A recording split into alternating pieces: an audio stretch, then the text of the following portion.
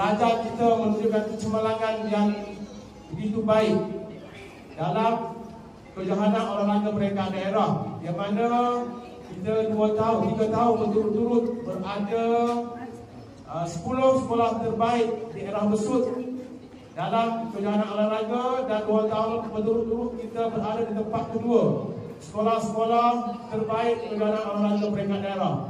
Bagi tepukan untuk peserta kita.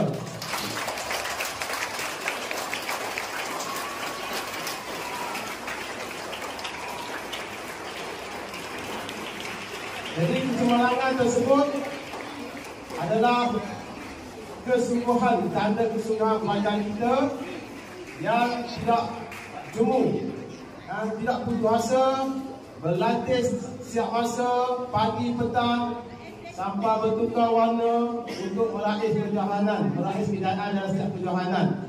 Alhamdulillah, dah 5 tahun saya berada di sini.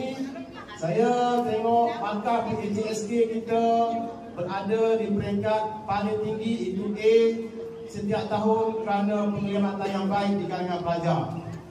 Jadi saya amat berharaplah selepas ini, kejohanan yang selepas ini, ramai lagi penyertaan dari pelajar kita yang boleh menunjukkan kebolehan dan juga kecemerlangan masing-masing dalam bidang masing-masing.